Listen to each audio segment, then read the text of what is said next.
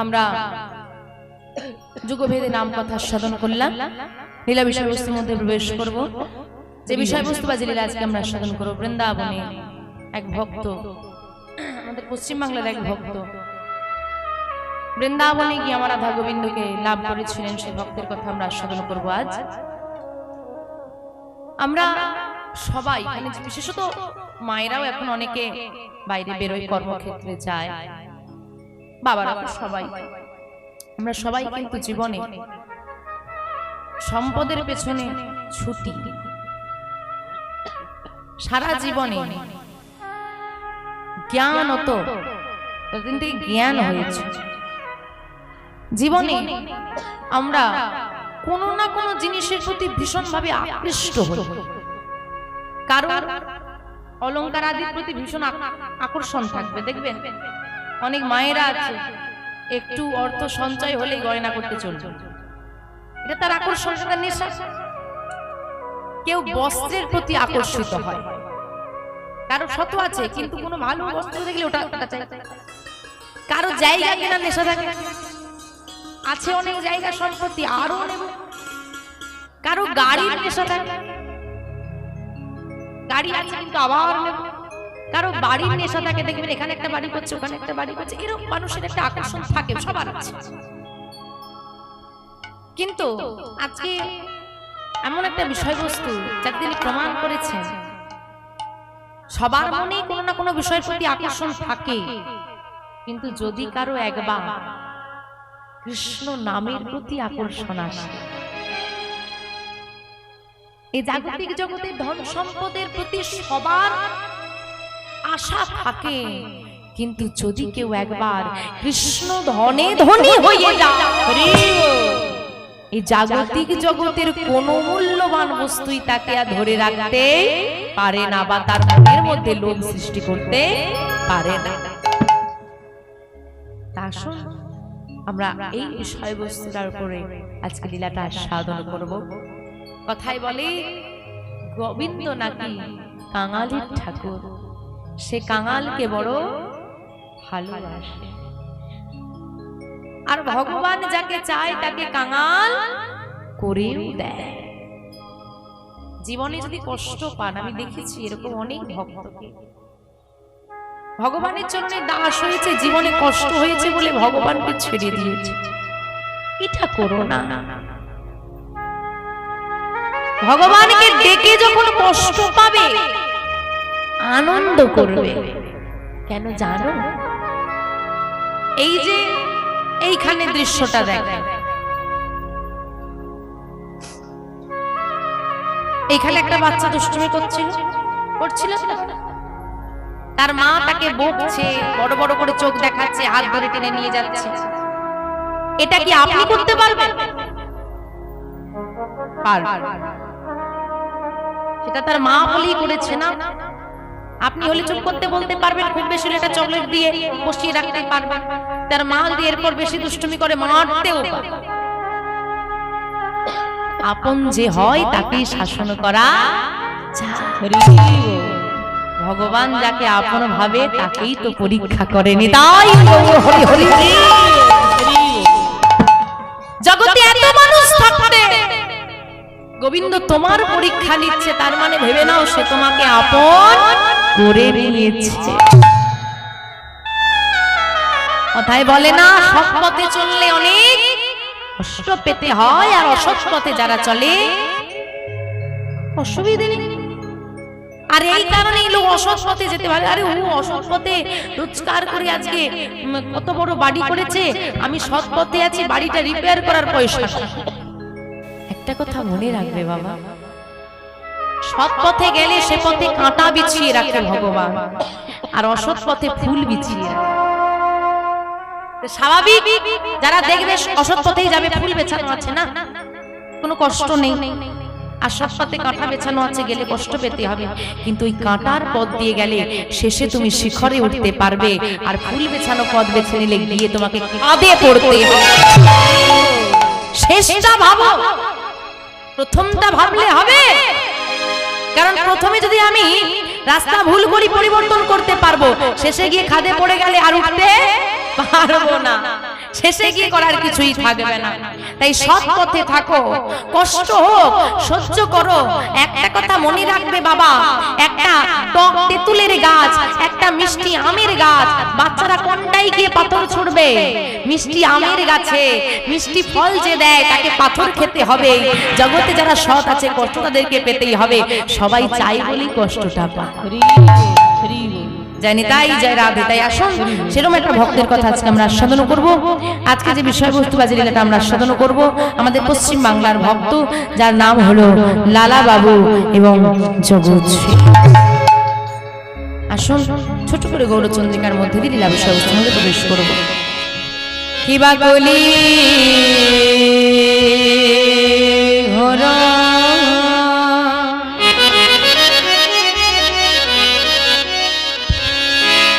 তিমিরে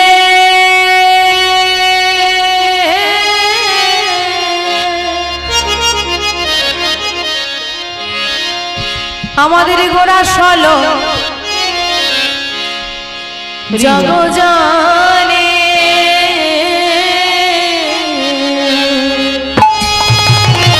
কিবা করি গোরো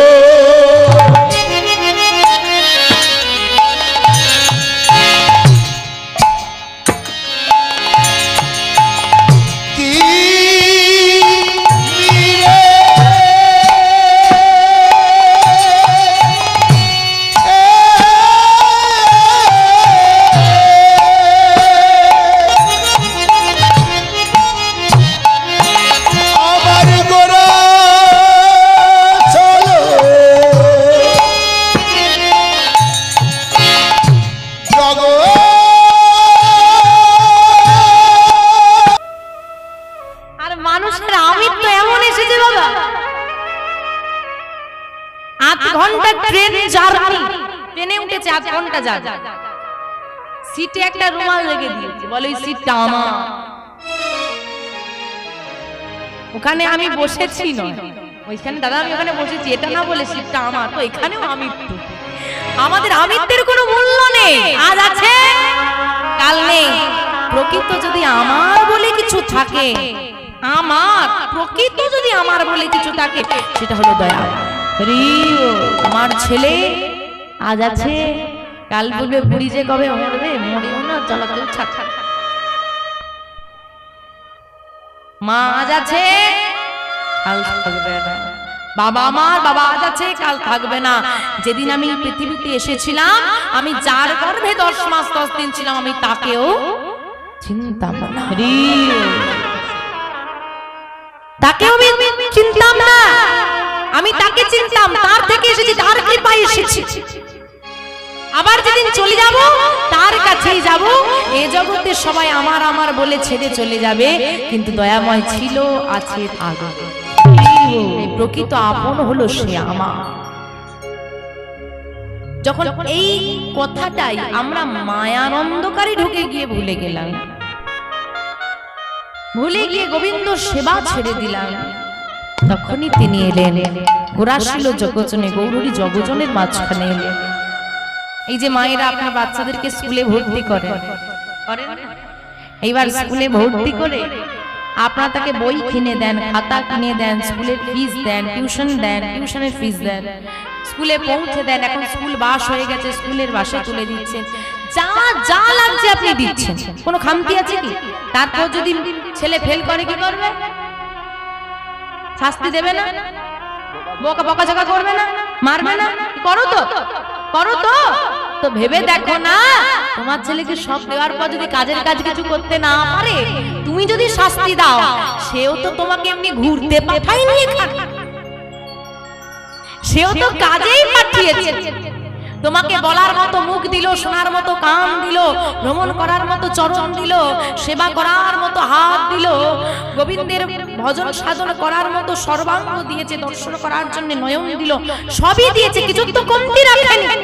তারপরেও যদি তার কাজটা তুমি করতে না পারো, কাজের কাজ কিছু করতে না পারো, তার কাছে ফিরে গেলে কি মনে হয় সে শাস্তিটা ছেড়ে দেয়? ভুলে যেও না, যদি পৃথিবীতে এসেছিলে বলে আসনি তুমি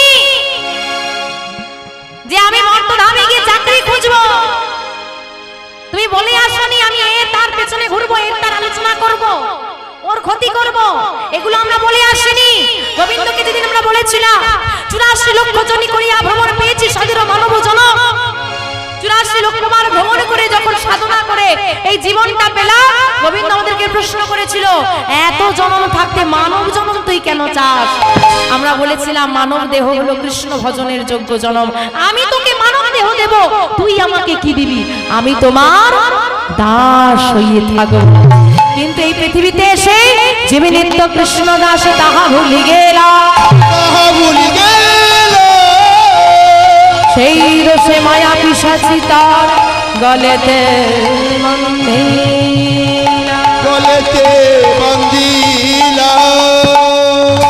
জীব নিত্য কৃষ্ণ দাস তাহা ভুলি গেলাম, আমরা নিত্য গোবিন্দের দাস সেটা আমরা ভুলে গিয়েছি। আর ভুলে গিয়েছি বলেই মায়া পিশাচি গলায় এঁটে বসেছে। আর যেমন কেউ গলা চেপে ধরলে নিঃশ্বাস নেওয়া যায় না, ছটফট করতে থাকি, তেমন মায়া পিশাচি গলায় এঁটে বসেছে। গোবিন্দের নাম করতে পাচ্ছি না, এই জ্বলন্ত সংসারের মাঝখানে ছটফট করতে। আমরা বলে এসেছিলাম মানব দেহ দাও, পৃথিবীতে গিয়ে তোমার ভজন সাধন করব। কৃষ্ণ ভজি বাদতরে, কৃষ্ণ ভজি বাদতরে, সংসারে আইলো, সংসারে আইলো, আরে মিছে মায়ায় বদ্ধ হইয়া আমি বৃক্ষ সম হই। মিছে মায়া, মিছে মায়ায় বদ্ধ হইয়া বৃক্ষ সম হইল। আর যখন এইরূপ আমাদের অবস্থা হলো, ভগবান দেখলেন এদের পারাপার করার কোনো উপায় হচ্ছে না, তাই নিজে এলেন, এসে কলির জিনে দাঁড়ে দাঁড়ে নামের প্রচার করছে। জীবের বিস্তার লাগে নন্দ সুত হরি, ভুবনে প্রকাশ হলেন গুরু রূপ ধরি। অসাধনে চিন্তামণি বিধি মিলায় নয়ানি, অসাধনে চিন্তামণি বিধি মিলায় নয়ানি, আবার অসাধনে চিন্তামণি বিধি মিলায় নয়ানি, অসাধনে চিন্তামণি বিধি মিলায় নয়ানি। আমার গোরা বড় দয়ালু ঠাকুর, আমাদের গোরা বড় দয়ালু ঠাকুর, গোরা বড় দয়ালু ঠাকুর, আমাদের গোরা বড় দয়ালু ঠাকুর। নানা হয় নায়ার হয়, নানা হয় নায়ার হয়, নায়ার হবার নাই, হয় নায়ার হবার নাই, এমন দয়াল গৌর হরি, হয় নায়ার হবার নাই, এমন দয়াল গৌর হরি, এমন দয়াল গৌর হরি কলি যুগে হইল না, হৃদয় যুগে হয়ে গেল, কলি যুগে হয়ে গেল, কলি যুগে হয়ে গেল, হয় নায়ার হবার নাই রে, হয় না রে। অসাধনে চিন্তামণি বিধি মিলাই লয়ানি, গোরা বড় দয়ালু ঠাকুর। গৌর হরি কত দয়া। ভক্ত প্রশ্ন করছে যে আচ্ছা, এক রাজার প্রশ্ন ছিল,